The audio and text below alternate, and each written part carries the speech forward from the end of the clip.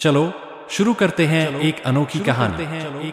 बचपन खोने की कहानी। संध्या की धुंधली रोशनी में वह पुराने पेड़ के नीचे बैठा था। हवा में ठंडक थी और वातावरण शांत। हाथ में उसका पुराना खिलौना था, एक टूटी हुई लकड़ी की गाड़ी जिसे उसने कई साल पहले अपने छोटे हाथों से बनाया था। खिलौने को निहारते हुए उसके चेहरे पर हल्की मुस्कान और आंखों में नमी थी। वो था रोहित, 20 साल का एक कामयाब इंसान, लेकिन अंदर से खोखला। रोहित का बचपन गांव के एक छोटे से हिस्से में बीता था। घर मिट्टी का था और आंगन में आम का पेड़। दिन भर दोस्तों के साथ खेतों में दौड़ना, नदियों में नहाना और शाम को माँ के हाथ का खाना, यही उसकी जिंदगी थी। लेकिन फिर समय ने करवट ली। रोहित के पिता शहर में काम की तलाश में गए और घर को बेहतर बनाने का सपना देखते हुए पूरा परिवार शहर आ गया। शहर आया तो गंदी झुग्गी में रहने का दौर शुरू हुआ। तंग गलियों में रहकर रोहित ने खुद को गांव की आज़ादी से बेदखल महसूस किया। गांव में जहां सुबह खेतों की ताज़ी खुशबू से शुरू होती थी, शहर में वहां सुबह की शुरुआत बसों और गाड़ियों के शोर से होती। माँ भी अब घर में वो सुकून नहीं दे पाती थी जो पहले देती थी। पिता दिन भर काम पर रहते और रात को थक कर घर आते। परिवार में पैसे की तंगी अब हर बातचीत का हिस्सा बन चुकी थी। धीरे धीरे बचपन रोहित से दूर खिसकने लगा। पहले जो बच्चा अपनी दुनिया में तितलियों के पीछे भागता था, अब उसका वक्त स्कूल की पढ़ाई और घर के छोटे मोटे कामों में बीतने लगा।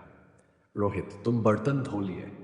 माँ की आवाज़ पर वह किताब से नज़र हटाकर हाँ में सिर हिलाता। स्कूल से आने के बाद पढ़ाई और काम का बोझ उसे हर दिन बड़ा बनाता जा रहा था।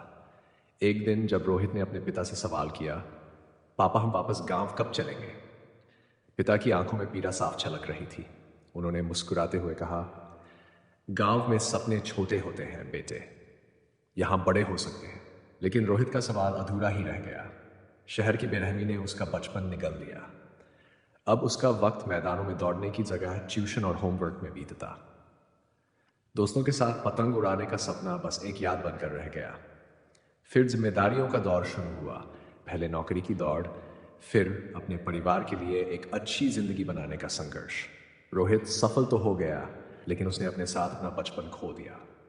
आज जब वह उसी पुराने खिलौने को हाथ में लेकर बैठा था, तो उसके दिल में बस यही सवाल था, क्या वाकई बड़े सपनों के लिए बचपन की कुर्बानी जरूरी थी? वह पेड़ के नीचे घंटों बैठा रहा। खिलौने के साथ उसके बचपन की सारी यादें वापस आ गईं, लेकिन वह अब उन यादों को दोबारा जी नहीं सकता था। रोहित पेड़ के नीचे बैठा अपने अतीत को याद कर रहा था, लेकिन उसकी आंखों में एक अजीब सी बेचैनी झलक रही थी। उसे ऐसा महसूस हो रहा था कि जैसे उसका दिल चीख चीख कर कह रहा हो कि जिंदगी का असली आनंद तो बचपन की मासूमियत में छिपा था।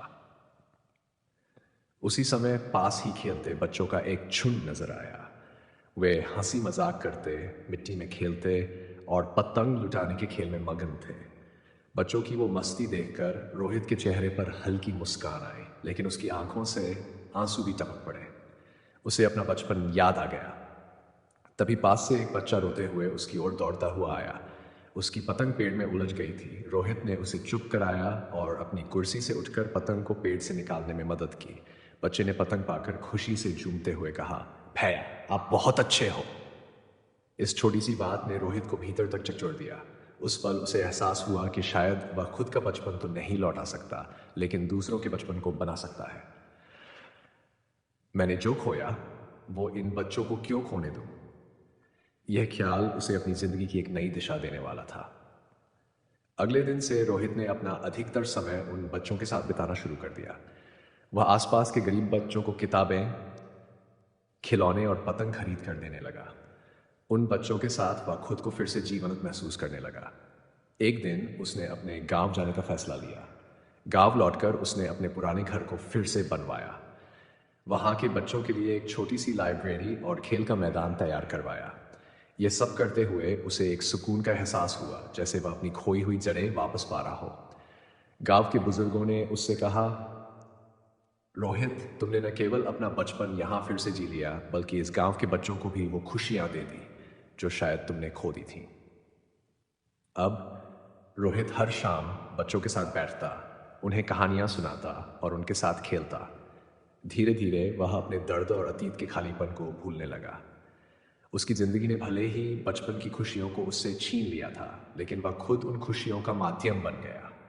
अब वह अपनी आंखों में आंसुओं के साथ नहीं, बल्कि उस खुशी के साथ हर दिन जीता था जो उसे इन की हंसी में मिलती थी। यही उसकी कहानी का एक नया अध्याय था, जहां उसने सीखा कि भले ही खोया हुआ बचपन वापस लाया जा सके, लेकिन दूसरों के बचपन को बेहतर बनाकर उसी खुशी को फिर से महसूस किया जा सकता है।